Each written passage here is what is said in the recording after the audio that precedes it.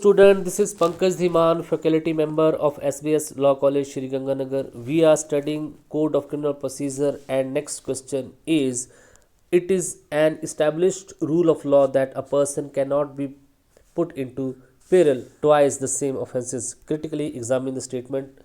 Are there any exception to this rule? तो देखिए question हमारे पास क्या है कि क्या किसी एक पर्सन को एक ही ऑफेंस के लिए दो बार जो है सज़ा दी जा सकती है, क्या उसको दो बार वहाँ पे पनिश किया जा सकता है, यही आपके पास क्वेश्चन है। इंडियन कॉन्स्टिट्यूशन में भी आपने पढ़ा सेक्शन 20 आर्टिकल 20 क्लॉज 2 के अंडर कि डबल जेओपार्डी का प्रोविज़न वहाँ पे लिख रखा है। डबल जेओपार्डी के अंडर अगर कोई पर्सन एक बार कन्विक्ट या फिर एक्विटल उसका हो चुका है तो सेम ऑफेंस सेम फैक्ट पे उसको फिर से वहाँ पे पनिश नहीं किया जा सकता, उस पर किसी तरीके का चार्ज नहीं लगाया जा सकता। इसी को जो है सीआरपीसी के सेक्शन 300 के अंडर भी कवर किया गया है। इसी क्वेश्चन को हम यहाँ पे पढ़ेंगे।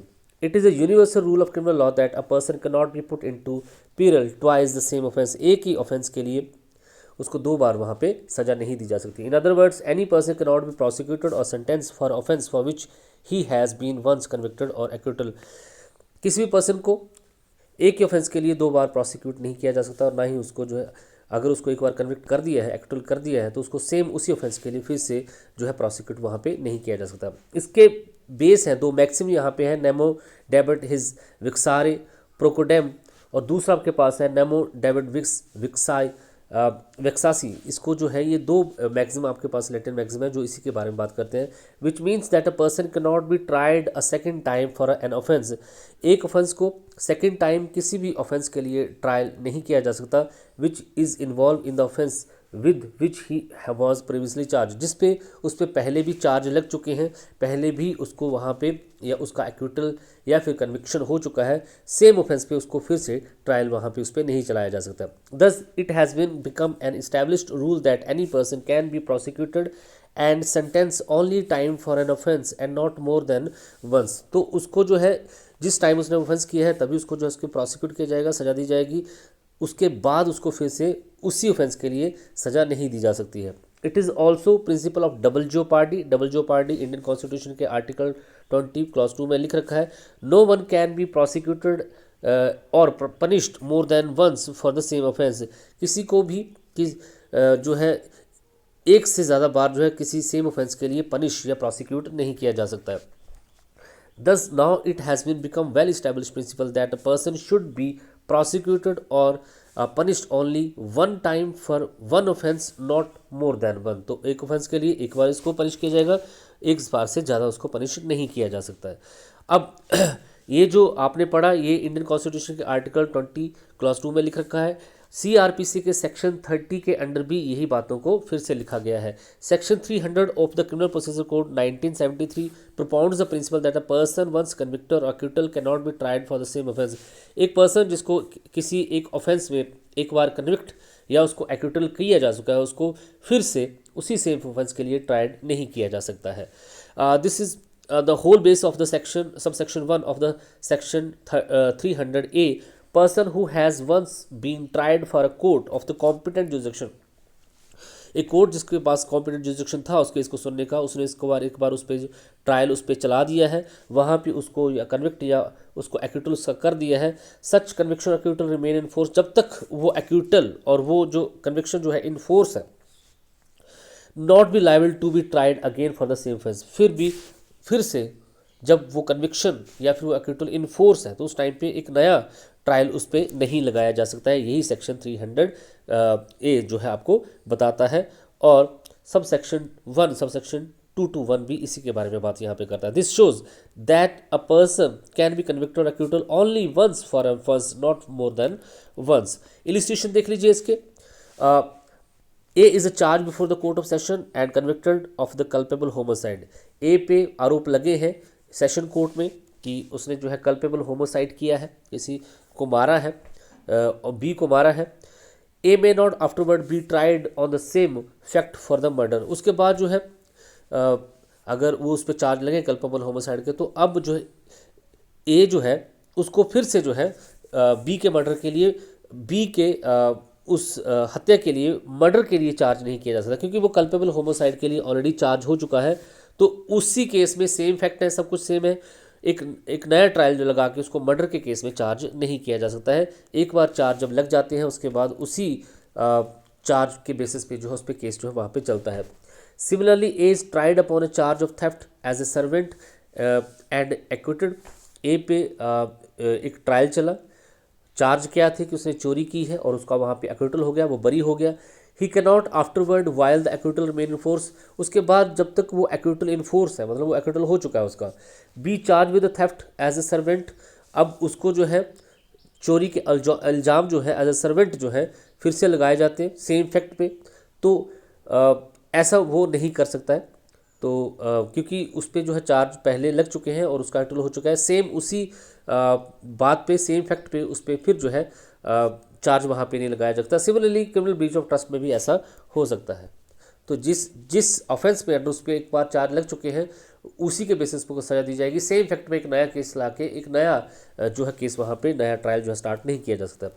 इसेंशियल सेक्शन कंडीशंस क्या है इस सेक्शन की, अगर 300 का बेनिफिट किसी को चाहिए, मतलब एक बार वो प्रोसिक्यूट हो चुका है, उसका कन्विक्शन या एक्विटल कुछ भी हुआ है और फिर उसको फिर से जो है उसी सेम ऑफेंस में चार्ज किया जा रहा है, तो सेक्शन 300 का बेनिफिट लिया जा सकता है। लेकिन ये चीज़ें क्लियर करनी पड़ेंगी। First, accused has been tried for the offence and have been convicted acquittal for the same offence. सबसे पहले उस आरोपी पे एक ट्रायल पहले हुआ था उस अपराध से रिलेटेड और उसका वहाँ पे या तो वो बरी हो गया था या तो उसको वहाँ पे सजा हो चुकी है।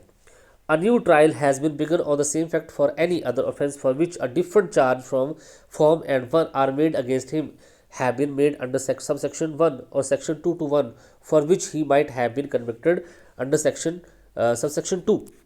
तो यहाँ पे ये बात बोली है कि एक नया ट्रायल उसका केस स्टार्ट कर दिया, सेम ही फैक्ट है और उस पर डिफरेंट चार्ज वहाँ पे लगाए गए हैं सेक्शन 221 के अंडर। तो सेक्शन 300 की कंडीशन को पूरा करने के लिए एक तो उस पर पहले ट्रायल चला हो, वहाँ पे उसका कन्विक्शन या एक्विटल हो चुका हो और एक नया ट्रायल उसका अगेंस्ट स्टार्ट हो गया सेम फैक्ट पे। तीसरी बात यहाँ पे है the fact trial has been conducted by the court of competent jurisdiction.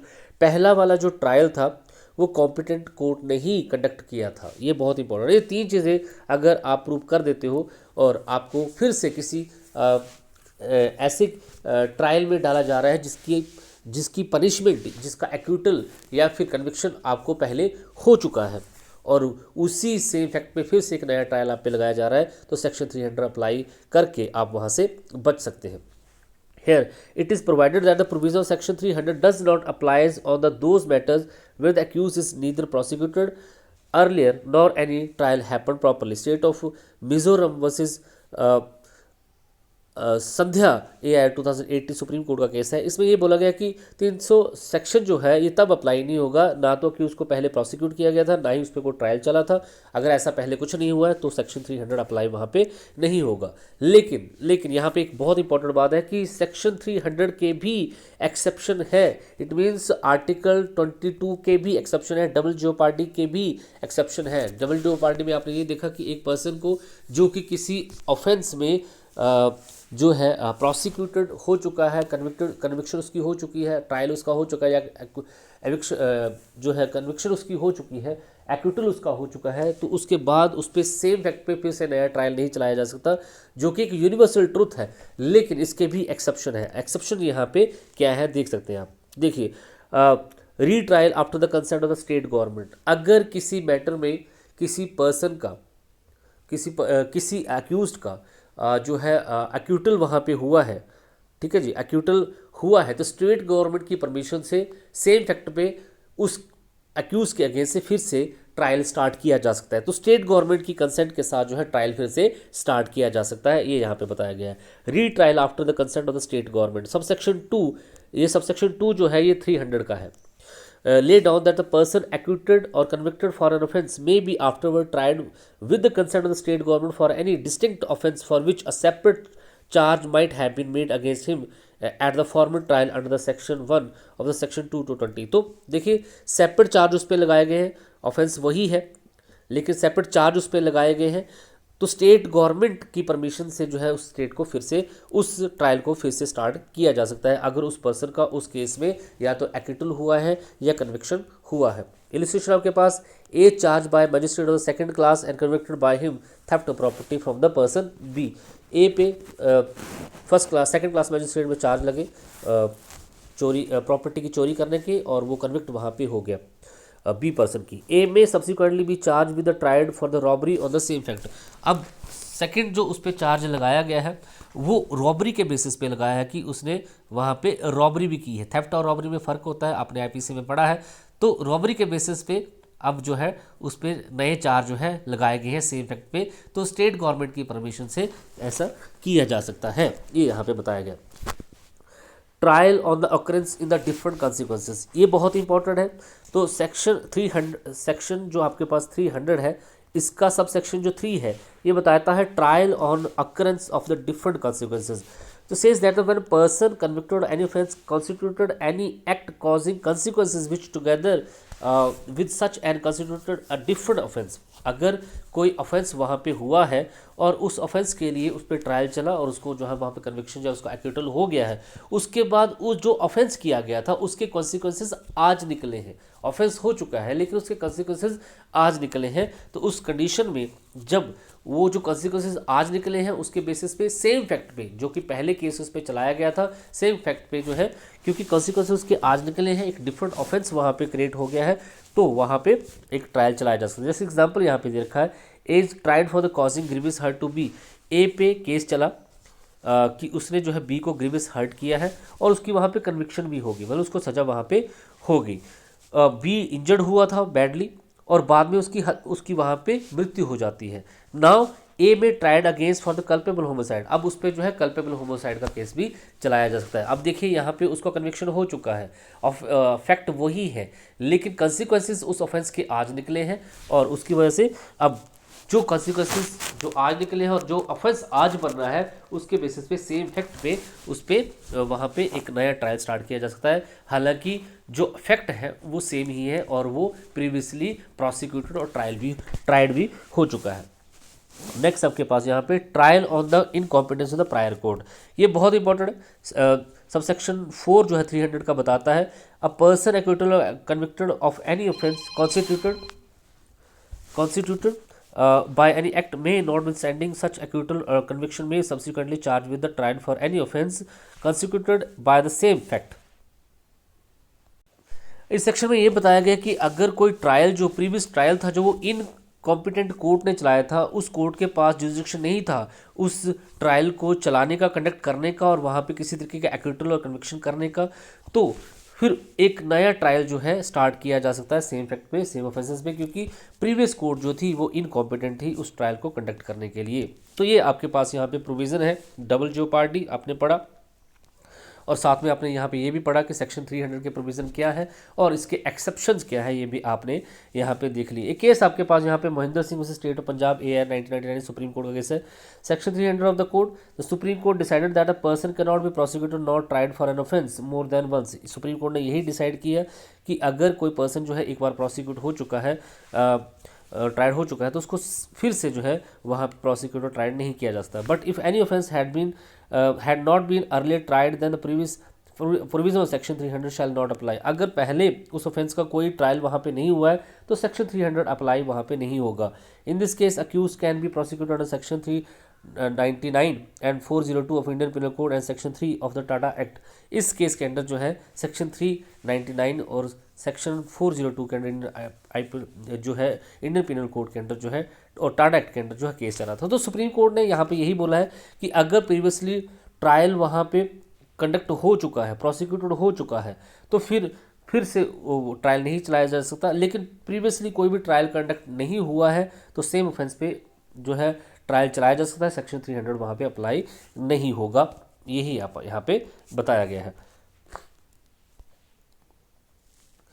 Here, it is mentionable that the criminal matters, the prosecution with the compensation for the civil proceeding does not come in the ambit of the section 300. Proceeding of civil compensation is not a prosecution and decree of the prosecution is not punishment। देखिए यहाँ पे बहुत important बात की है कि अगर double jeopardy और सेक्शन 300 वहाँ पे अप्लाई नहीं होता है जहाँ पे एक प्रोसिक्यूशन क्रिमिनल मैटर का और सिविल मैटर में कॉम्पनसेशन की प्रोसीडिंग दोनों साथ में चल रही है, मतलब उस केस में क्रिमिनल प्रोसिक्यूशन भी चल रही है और सिविल प्रोसीडिंग में कॉम्पनसेशन भी चल रहा है सेम फैक्ट में, वहाँ पे सेक्शन 300 वहाँ पे अप्लाई नहीं होता। इट मीन्स कि जहाँ पे क्रिमिनल सिविल मैटर इकट्ठे चल रहे हैं, कॉम्पनसेशन के मैटर चल रहे हैं, तो वहाँ पे सेक्शन 300 अप्लाई नहीं होता है, ये आपको ध्यान में रखना है। तो ये आपके पास क्वेश्चन सेक्शन 300 के under. Thank you so much.